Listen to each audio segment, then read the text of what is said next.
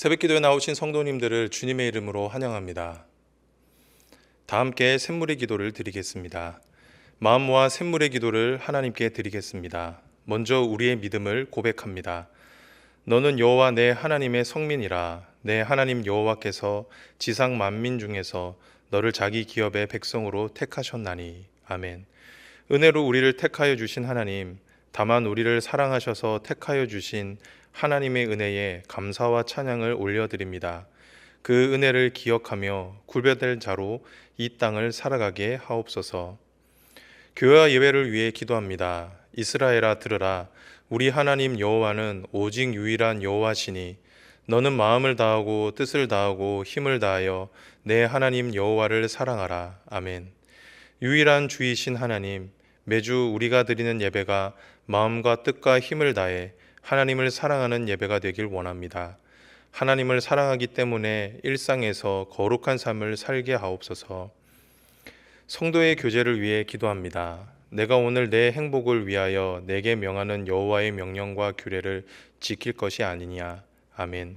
행복의 근원이신 하나님, 삼위 하나님께서 교제 가운데 행복을 누리셨던 것처럼 우리도 성도의 교제를 통해 참 행복을 누리게 하옵소서.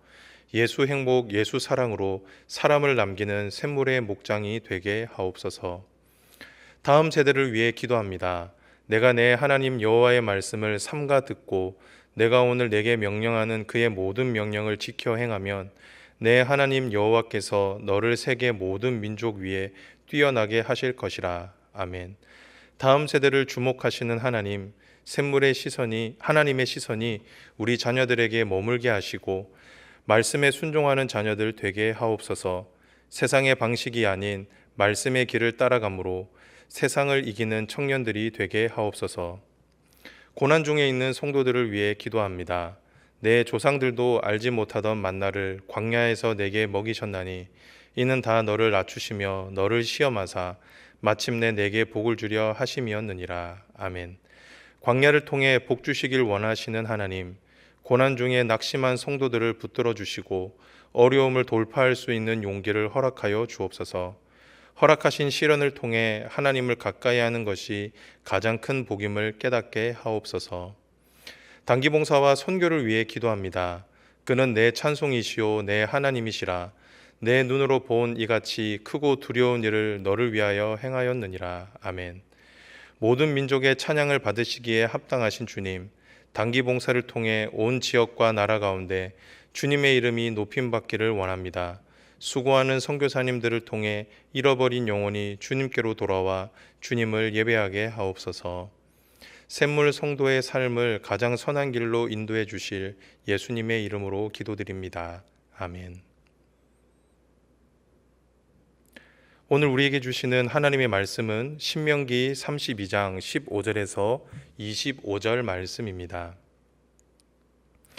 그런데 여수run이 기름짐에 발로 찼도다. 내가 살찌고 비대하고 윤택함에 자기를 지으신 하나님을 버리고 자기를 구원하신 반석을 업신 여겼도다. 그들이 다른 신으로 그의 질투를 일으키며 가증한 것으로 그의 진노를 격발하였도다.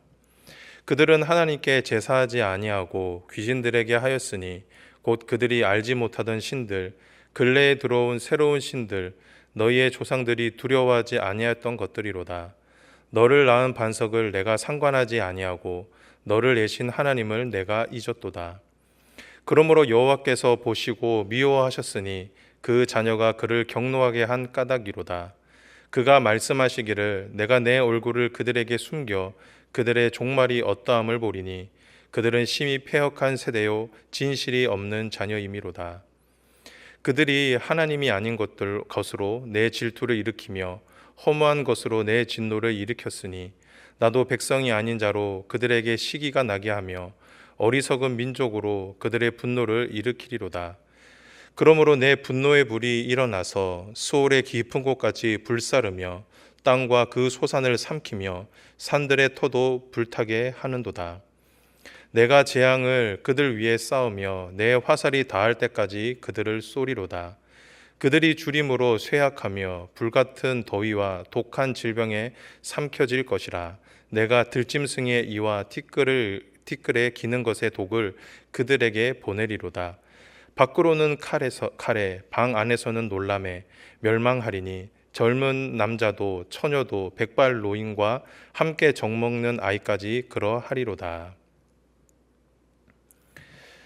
오늘 우리에게 주시는 하나님의 말씀은 죄입니다. 오늘 말씀은 조금 무거운 말씀이 될 것 같은데요. 그래도 오늘 우리에게 주신 말씀이니 진지하게 받으셨으면 좋겠습니다. 흔히 우리가 죄라고 하면 윤리적인 관점에서 접근할 때가 많습니다. 하지 말아야 할 것들을 하는 것, 해야 할 것들을 하지 않는 것을 죄라고 생각합니다. 하지만 성경이 가르치는 죄는 윤리적이기보다 관계적인 측면이 더 큽니다. 하나님과 우리 사이에 발생하는 관계의 문제를 죄로 설명한다라는 것이죠. 그렇다고 하면 성경이 말씀하는 죄란 무엇일까요? 오늘은 이 말씀으로 주신 은혜를 함께 나누도록 하겠습니다. 바라기는 오늘 말씀을 통해 저와 여러분의 삶을 잘 비춰볼 수 있기를 주님의 이름으로 축복합니다. 첫 번째, 성경이 말씀하는 죄란 무엇일까? 그것은 바로 업신여김입니다. 다른 말로는 하나님을 존대하지 않는 것. 이것이 성경이 일러주는 죄의 본질입니다. 오늘 말씀은 어제 말씀에 이어 모세의 노래입니다. 모세는 이스라엘 백성들에게 노래를 통해 하나님의 말씀을 가르쳤는데요. 이렇게 한 이유는 쉽게 기억하고 쉽게 잊지 말라라는 겁니다. 그런데 오늘 말씀에서 모세는 죄를 노래하고 있습니다. 이스라엘 백성들이 범할 수 있는 죄를 노래했다라는 것이죠. 그런데 그 죄 중에 가장 먼저 언급되었던 것이 무엇이냐면 바로 하나님을 업신여기는 것이었다라는 겁니다. 15절입니다. 그런데 여수르니 기름짐에 발로 찼도다. 내가 살찌고 비대하고 윤택함에 자기를 지으신 하나님을 버리고 자기를 구원하신 반석을 업심여겼도다. 15절에서 모세는 하나님을 대하는 인간의 악한 모습을 세 가지 동사로 설명했습니다. 그것이 무엇이었습니까? 발로 찼다, 버렸다, 업심여겼다입니다. 이 말들은 하나님을 전혀 존대하지 않았다라고 하는 뜻입니다. 하나님께서는 이들을 애굽에서 구원하시고 항상 좋은 것들로 채워주셨는데 이들은 배가 부르고 편안해지니 하나님의 은혜를 잊어버리고 하나님을 업심여겼다라는 것이죠.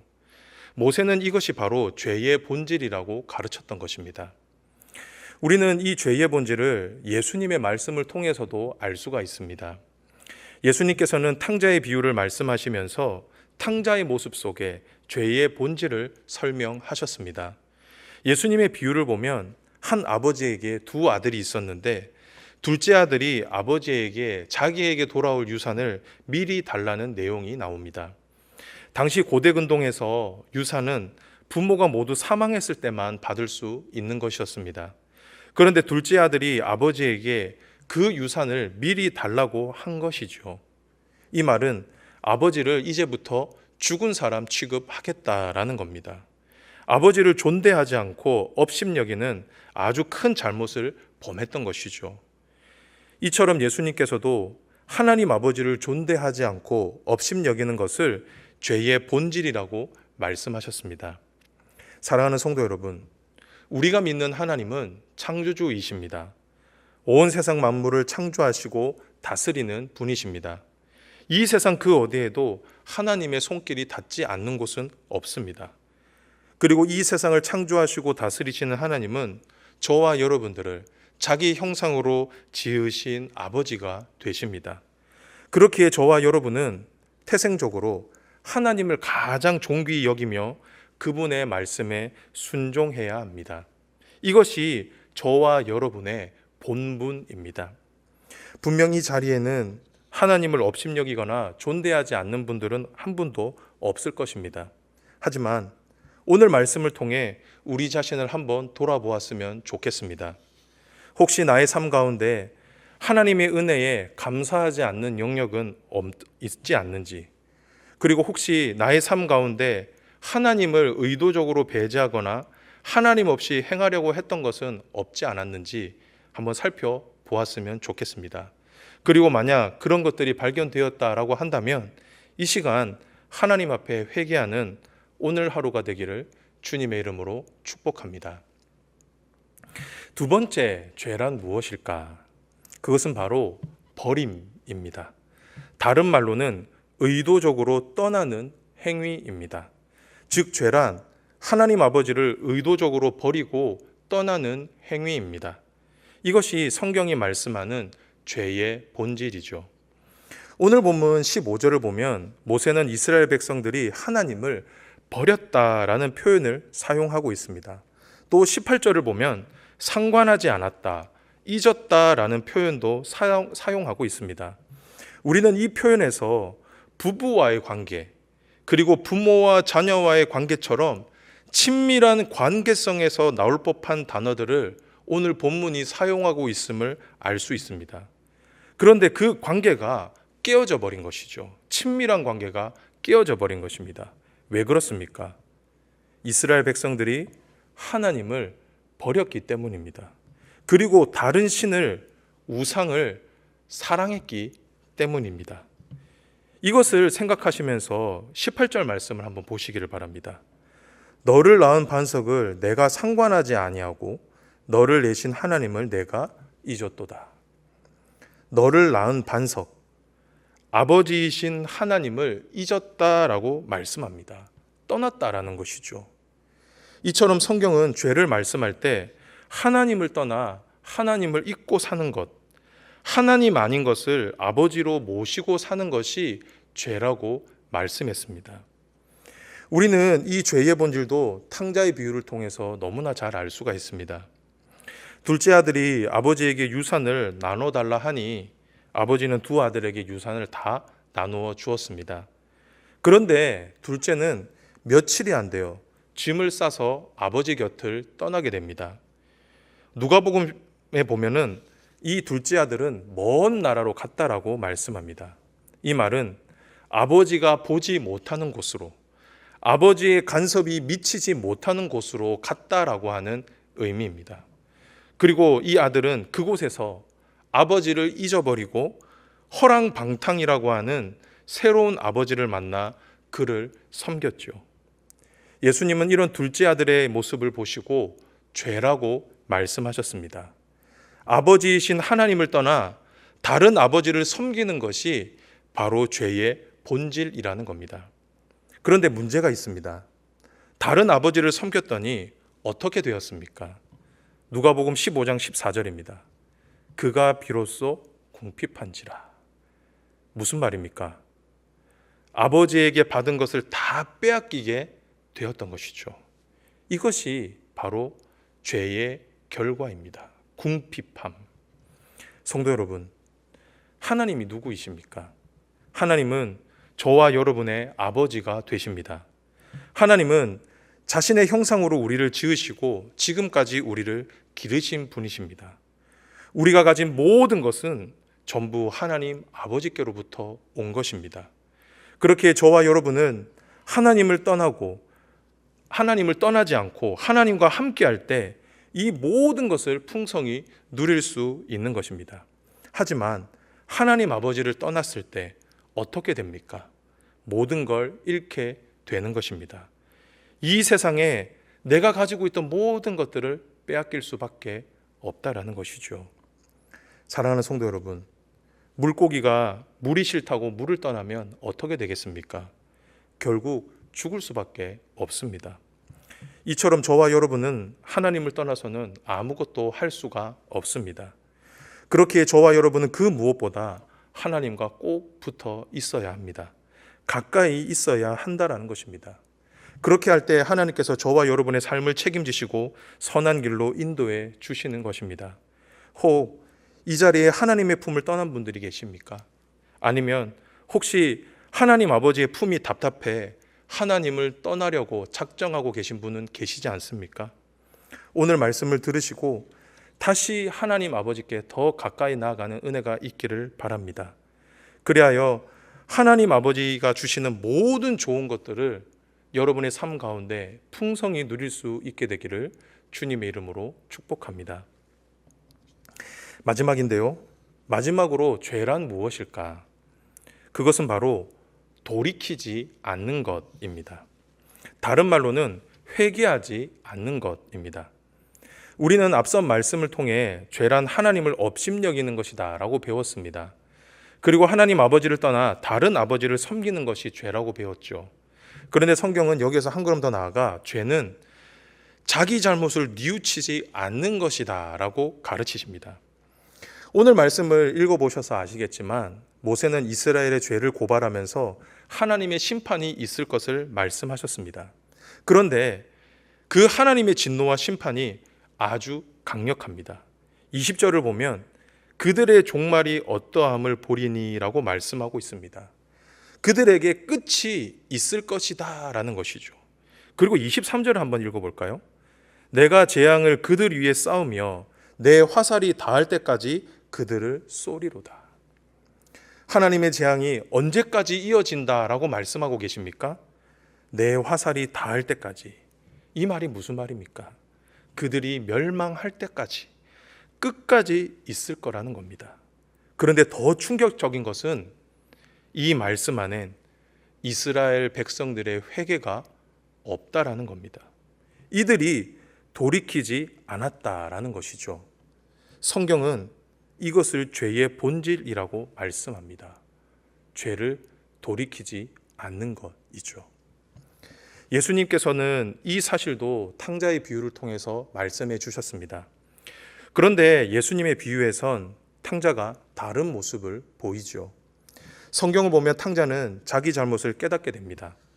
자신에게 닥친 불행이 아버지를 떠났기 때문에 자기에게 왔다라는 것을 알게 되죠. 그래서 뉘우칩니다. 그리고 어떻게 하죠? 아버지께로 돌아갑니다. 그렇게 했을 때 아버지는 그 아들을 어떻게 했습니까? 돌아온 아들을 받아주었습니다.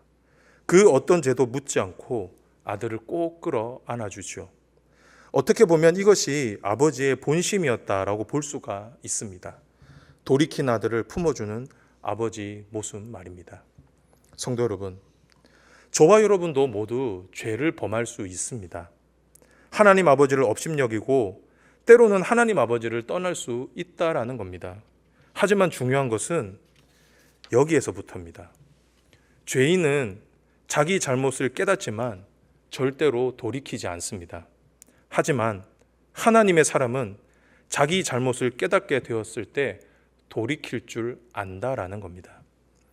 사랑하는 성도 여러분, 우리가 믿는 하나님은 품이 넓으신 분입니다. 우리의 모든 허물과 죄를 덮고도 남는 분이 바로 우리가 믿는 하나님 아버지이십니다. 그렇게 그분에게 돌아가면 그 어떤 죄와 허물도 모두 용서해 주시고 덮어 주십니다. 그렇기에 저와 여러분에게 필요한 것은 돌이킬 수 있는 용기입니다. 죄를 깨달았을 때 돌이킬 수 있는 용기가 있어야 한다라는 것이죠. 바라기는 저와 여러분에게 이런 용기가 있기를 소망합니다. 그리하여 저와 여러분 모두 죄와는 더 멀어지고 하나님과는 더욱더 가까워지는 저와 여러분이 되시길 주님의 이름으로 축복합니다. 말씀을 정리합니다. 오늘의 말씀, 죄였습니다. 조금은 무거운 말씀이었는데요.